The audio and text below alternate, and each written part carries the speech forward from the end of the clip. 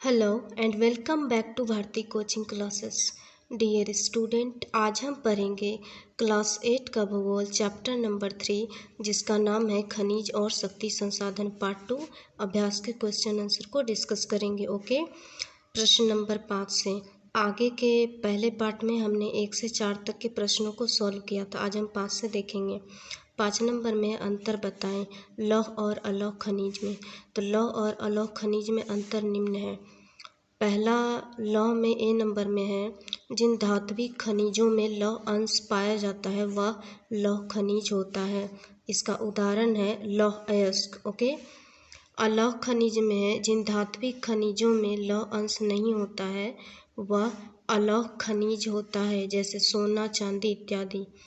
Okay, B number में है, भारत में लौह खनिजों का विशाल भंडार है। अलौह खनिज का बी नंबर में है, भारत में अलौह खनिजों का भंडार सीमित मात्रा में है। ओके, आगे बढ़ते हैं। नंबर डी में लौह खनिज में इनका उपयोग इस्पात में किया जाता है।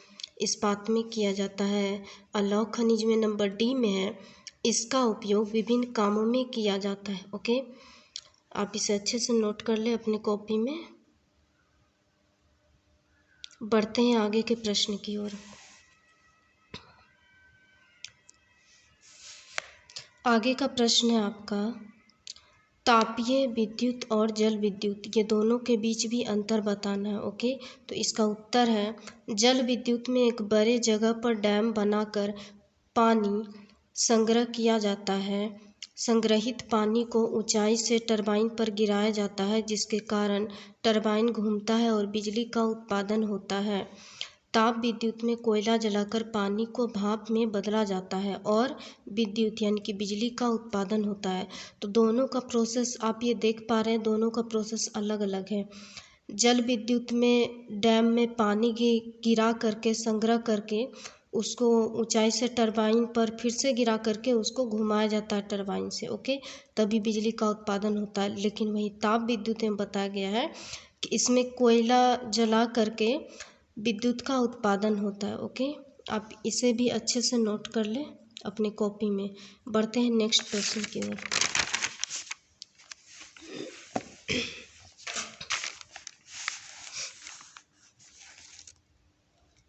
अगला है आपका, पेट्रोलियम को काला सोना क्यों कहा गया है। नंबर 6 में कारण बताना है। ओके, तो इसका उत्तर है, पेट्रोलियम को काला सोना इसलिए कहा जाता है क्योंकि यह बहुत मूल्यवान होते हैं। पेट्रोलियम का उपयोग विभिन्न उत्पादों में किया जाता है। इनका अपना बहुत बड़ा व्यावसायिक महत्व है, इसीलिए इसे काला सोना कहा जाता है। जी हाँ, हम ये जानते हैं कि पेट्रोलियम का प्रयोग हम अपने विभिन्न कार्यों में करते हैं। इनका उपयोग बहुत सारे कार्यों में होता है। गाड़ी को चलाने के लिए किया जाता है, फैक्ट्रियों में भी और भी बहुत जगह में किया जाता है। और यह अपने व्यावसायिक महत्व को बहुत ऊंचाई तक रखता है और यही कारण है कि यह मूल्यवान भी है।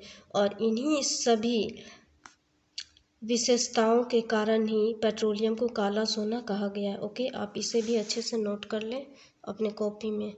बढ़ते हैं नेक्स्ट प्रश्न की ओर। अगला है आपका, जीवाश्म ईंधनों के तीव्र उपयोग के कारण पर्यावरणीय प्रदूषण बढ़ रहा है। ठीक है, तो इसका भी कारण यहाँ पूछा गया है, तो आपको इसका उत्तर लिखना है। जीवाश्म ईंधन ऊर्जा का अनवीकरणीय स्रोत है और अब हमारे पास इनके सीमित भंडार ही बचे हैं। यह शीघ्र रिक्त हो जाएंगे। जीवाश्म ईंधन को जलाने से कार्बन, नाइट्रोजन और सल्फर के ऑक्साइड उत्पन्न होते हैं।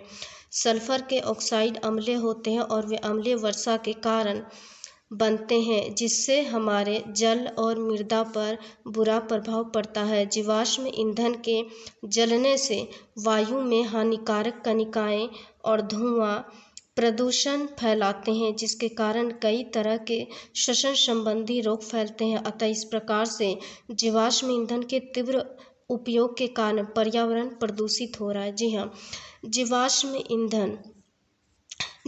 ईंधन में क्या आते हैं, पेट्रोलियम आते हैं और भी बहुत सारे ईंधन आते हैं ना।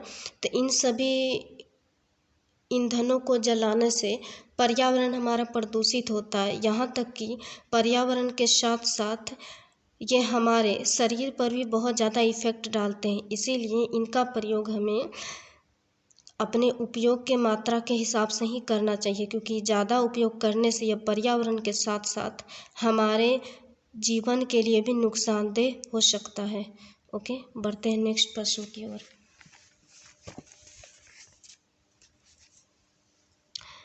अगला है आपका दीर्घ उत्तरीय प्रश्न है, परंपरागत और गैर परंपरागत ऊर्जा में क्या अंतर है, सोदाहरण स्पष्ट करें।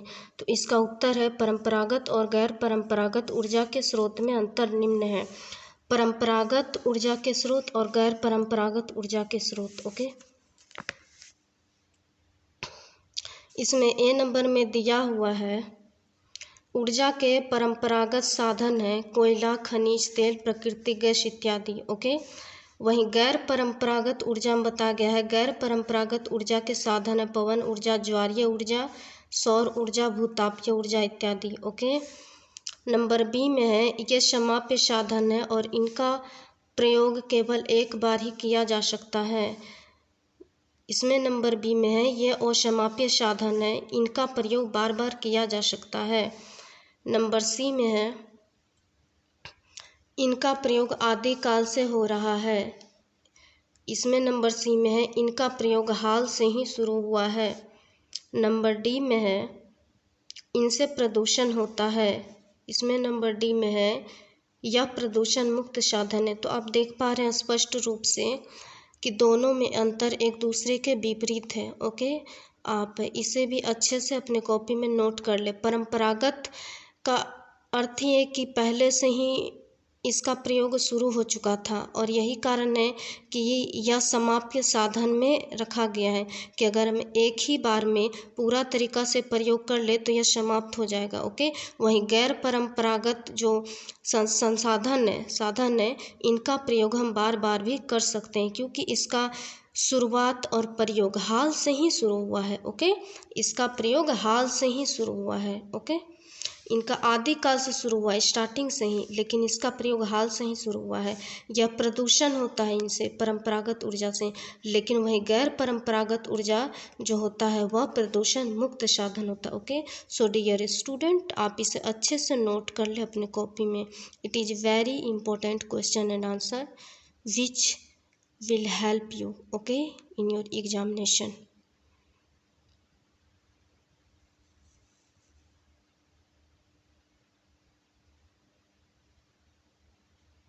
बढ़ते हैं नेक्स्ट प्रश्न की ओर।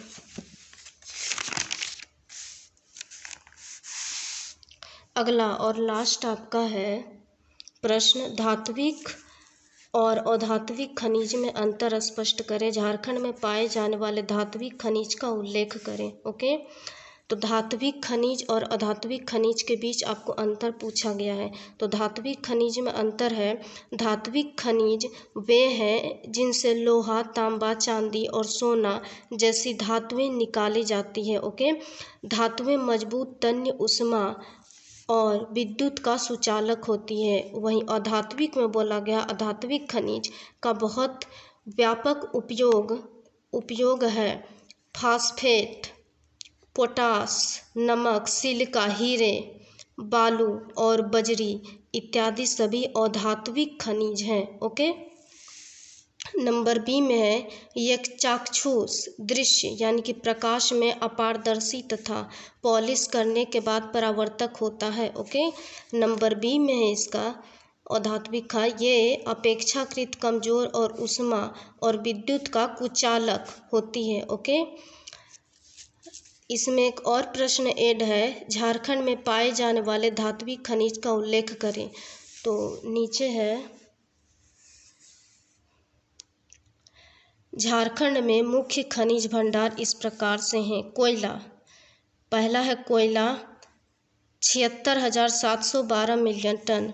दूसरा है हेमेटाइट यानी कि यह लौह अयस्क में होता है, पाया जाता है, इसका है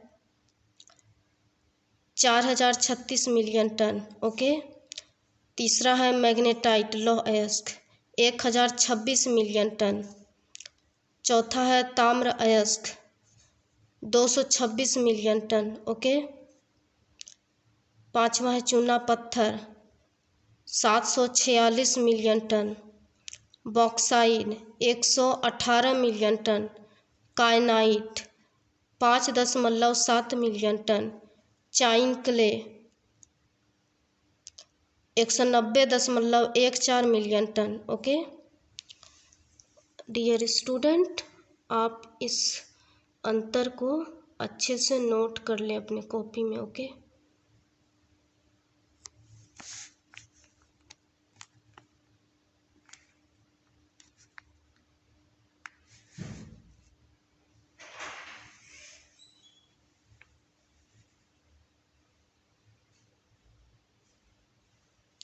सो डियर स्टूडेंट, आज आपका ये चैप्टर नंबर 3 भूगोल का समाप्त हो चुका है। ओके अगर कुछ क्वेश्चन और डाउट हो तो प्लीज़ कमेंट बॉक्स में अवश्य लिखें, मैं रिप्लाई अवश्य दूंगी।